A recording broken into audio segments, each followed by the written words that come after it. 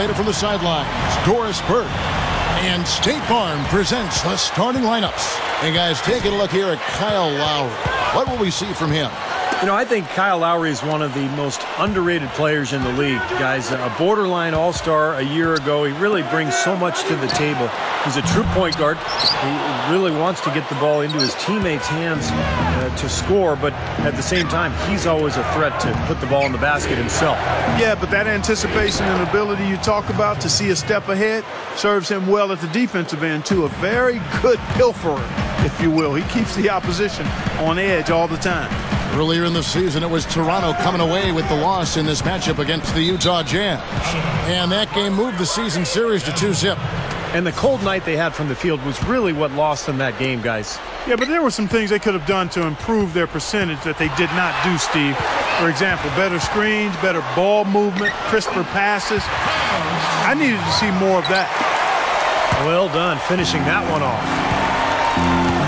I tell you, the Jazz front office has done a really nice job in Utah. They drafted some excellent-looking young players in the last few years. Derek Favors, Cantor, Burks, Gordon Hayward. Yep. And these are guys who have bright futures in the NBA, and it's just a matter of them growing together.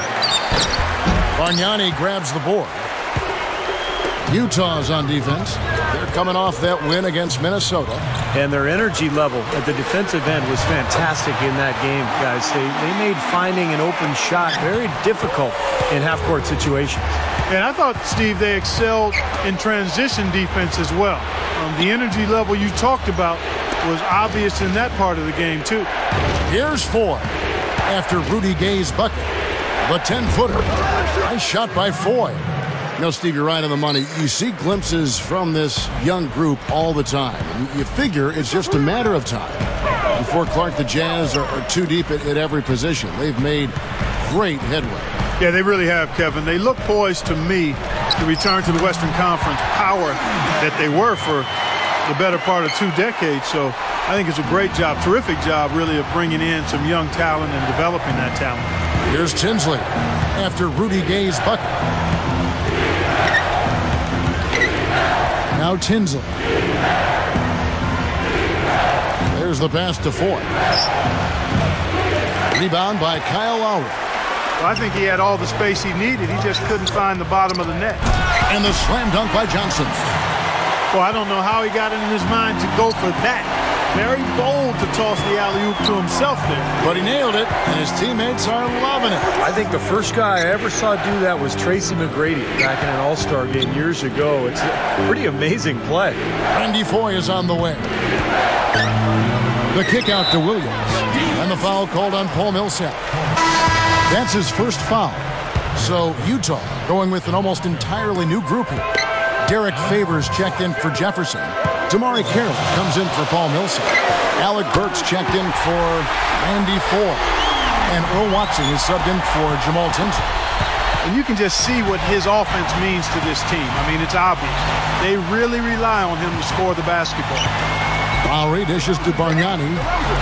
Johnson up top. Knocks it loose.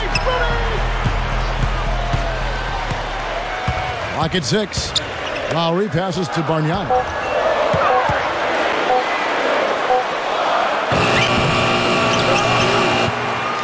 And DeRozan kicks to Bargnani. And Marvin Williams picks up the foul. That is his first foul of the game. Enes Kanter's checked in for Marvin Williams.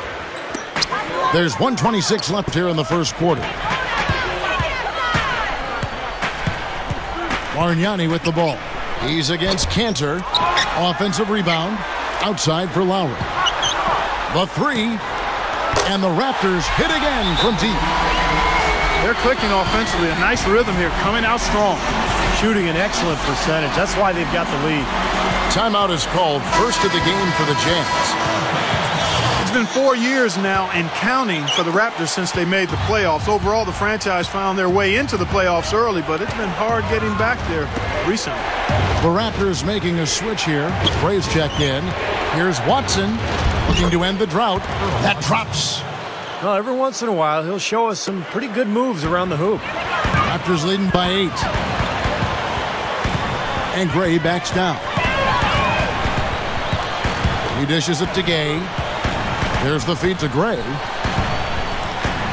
Down goes the slam. Yeah, things could not be going much better for them so far, particularly offensively. I'll say, I mean, you don't see too many first quarter leads this big. And with so many stars coming and going, Bosh, Tracy McGrady, it seems each time, Steve, that Toronto gets a team that can make the playoffs, they lose their centerpiece. Yeah, that's going to be important in the future. Can they hang on to their players? It's one of the reasons I think they've gone with a more European feel to their club. It's an international city, Toronto is. And I think the franchise feels like if they draft European players, they're more likely to be able to hang on to them than they would be the American stars. So here's Burks after Rudy Gay's bucket. Pass to Favors. And he drops it in from the low post.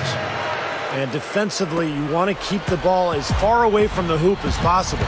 Yeah, because he's too good inside, Steve. I mean, he'll make you pay every time in there. Good! What a way to close the quarter. Huge three right there. Yeah, and that's a deflect. And as the Tune in next Friday night. Tim Duncan and the San Antonio Spurs take on the Golden State Warriors. Be there.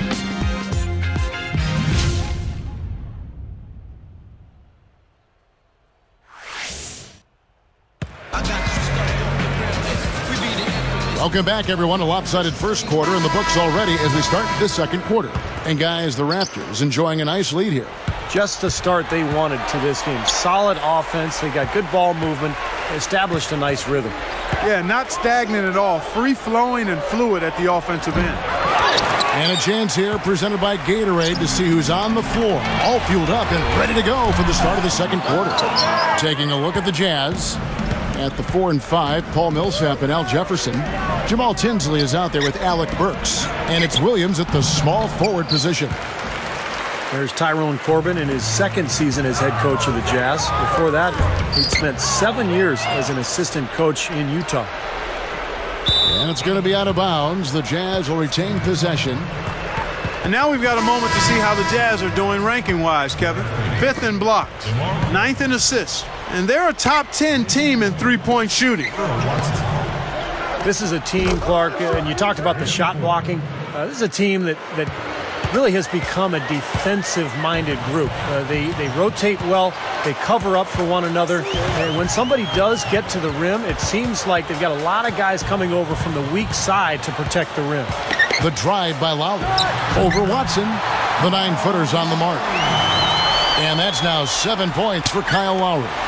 Going back to Tyrone Corbin, 16-year journeyman career as a player in the NBA. Played for 10 teams in all, the Utah Jazz among them.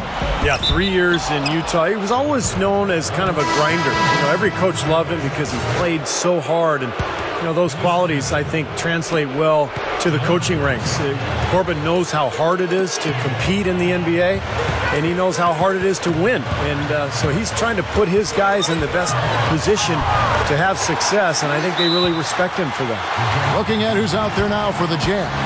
Enes Kanter's checked in for Millsap, and Alec Burks subbed in for Randy Ford. Utah calls timeout. It's been quite a game for Rudy Gay. He's definitely rolling offensively.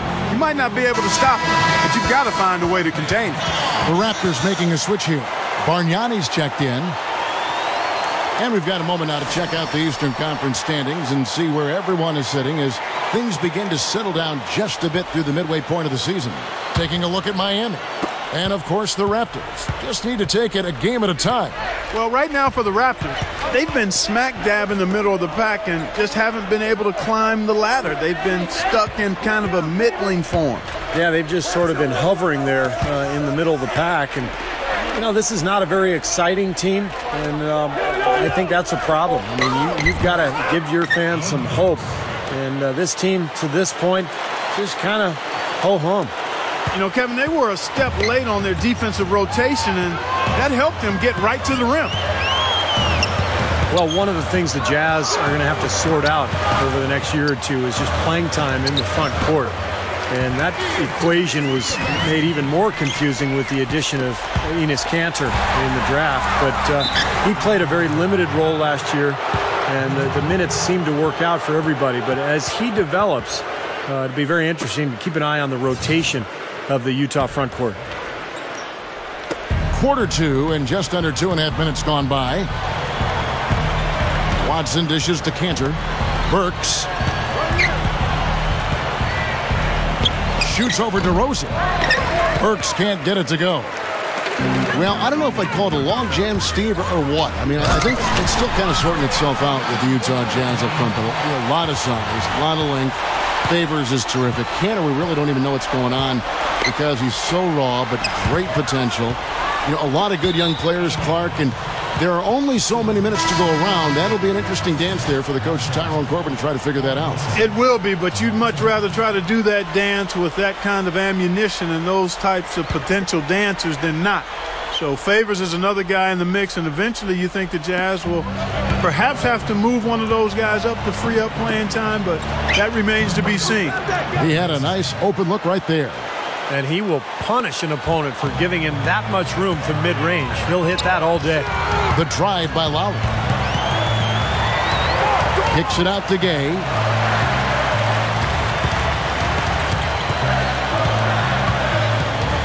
With the lead pass, DeRozan. Count the bucket. They are in attack mode right now. That's 10 straight points, guys, all coming inside the paint. And Steve, if I'm them, I'd keep going right to the heart of that defense like they have been until they do something about it. If they don't offer resistance, take everything you can get in there. The Jazz making a switch here. Williams is checked in. That's good from DeRozan. Well, he's one of the most explosive finishers in the game. Guys, 6'7", great leaping ability, and can really run the wing in transition. Yeah, in a strong frame too, Steve. He can throw it down with the best of them. I tell you what, folks, I bet he won't miss that shot next time he takes it. When you look at Kyle Lowry, he's just barely 6 feet tall, but he is feisty and furious. I mean, he's a mighty mini at the point guard position. I think he's kind of pit bull-like, quite honestly. Feeds to Jefferson. And stolen by Kyle Lowry. Lobs it up there. Johnson. Boy, they saw the opening for that alley-oop, guys, and they didn't waste any time. Well, those openings don't stay there for long, that's for sure. That's right. It's got to be an immediate play because those defenses are so fast. Here's Tinsley. Dishes it to Jefferson. Fades and shoots. Here's Burks. They can't stop the run with that one. Terrific job that time defending at the rim. I mean, it's not an easy task stopping that fella when he's headed to the bucket like that. Good job. Lowry kicks to Gay. 6 on the shot clock. The Raptors need to get a shot off. Lowry passes to Gay. Utah with the rebound. Well, you know what? You really expect him to knock that jumper down when he gets a good look like that. Lifts up. Burks' shot is good. Burks has got 4 points this quarter. It's a plus to get good looks in the paint. And when you can get them, you got to score them. Three-pointer, Lowry. No good on that last second attempt there. And through the first half, a pretty lopsided affair. The Raptors out in front. They lead. Now, presented by Sprint. Damon Bruce here.